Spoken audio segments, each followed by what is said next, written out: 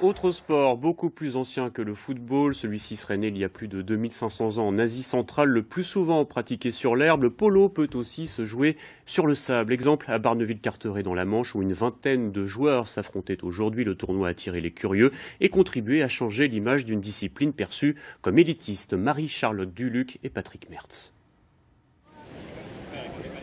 Vu du ciel, ça ressemblerait presque à une chevauchée sauvage. Sur le terrain, deux équipes se disputent la conquête de la balle pour l'envoyer dans les buts adverses. Le paddock polo, c'est la version plage de la discipline, mais si le cadre est idyllique, pas question de relâchement. C'est ce qu'on dit, on dit toujours c'est du rugby à cheval, avec du golf. Il faut avoir beaucoup d'attention et il faut vraiment respecter les règles, parce que c'est un sport dangereux si on ne respecte pas ce qu'on appelle les lignes, qui sont créées par une balle. Et moi je dis toujours aux gens que le polo c'est un petit peu comme sur une autoroute, donc quand on conduit on ne fait pas n'importe quoi, on ne traverse pas l'autoroute comme ça. C'est le même principe du polo en fait. Sur le sable, des chevaux lancés à 40 km/h et jusqu'à 70 km/h sur les terrains en herbe. C'est cette vitesse qui fait vibrer les joueurs, comme Facundo.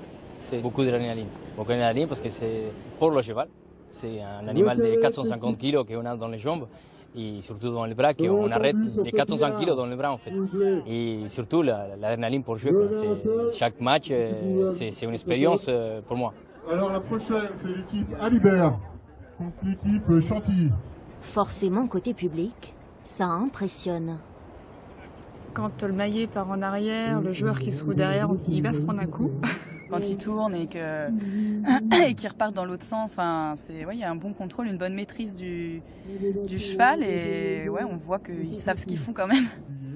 Le polo est souvent considéré comme élitiste car cher.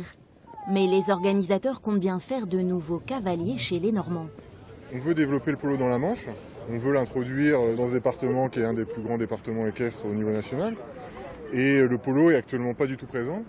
Et comme il n'y a pas de terrain en herbe, pas d'infrastructure polo dans la région pour l'instant, et le meilleur moyen c'est de jouer sur la plage. La fédération de polo compte actuellement 1000 licenciés pour une trentaine de clubs en France.